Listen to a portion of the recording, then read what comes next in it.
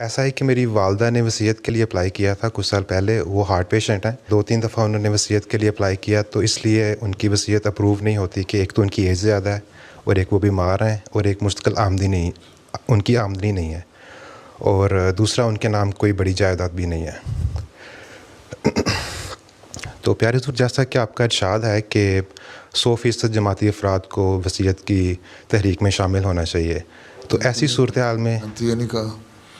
اچھا میں نے یہ کہا تھا کہ جو چندہ دینے والے ہیں، جی جو کمانے والے لوگ ہیں، جی ان کی ریزنیبل انکم ہے اور کوئی ان پر زیادہ لائبلٹیز نہیں ہیں، جی ان کے 50% جو ہے وہ چندہ دینا چاہیے.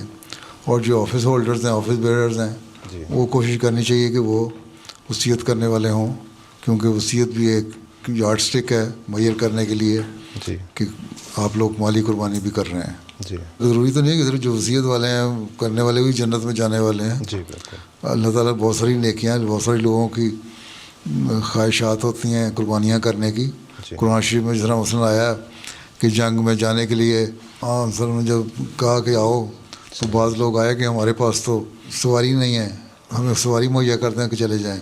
بلکہ حضرت مسلم محمد نے لکھا ہے کہ ان کی سواری سے مراد یہ نہیں تھی کہ ان کا گھوڑا یا اونٹ کو ملے جس پہ بیٹھ کے جائیں. انہوں نے کہا تھا ہمارے پاؤں ننگے ہیں، ہمیں کم از کم ایک جوتی مل جائے جی تو جوتی پہن کے ہم پیدل ہی چلے جائیں گے، جی نہیں تو پاؤں زخمی ہو گئے ہم چل نہیں سکتے.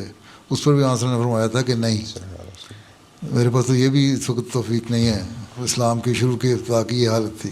تو اللہ تعالیٰ کہتا ہے کہ ان کے اللہ تعالیٰ نے ان کا یہ جو جذبہ ہے وہ قبول کیا ہے جی اور ان کو بھی ثواب مل گیا.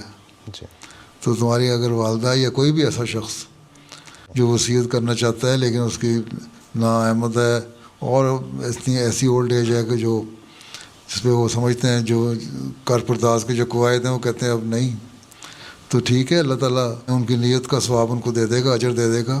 جی وہ اور دوسری مالی قربانیوں میں جتنا قربانی کر سکتے ہیں اس میں حصہ لیں، جی وہ وصیت کے برابر ہی ہے. لوگ جوان آدمی جو ہیں وہ وصیت کریں نا. جی میری وصیت ہے.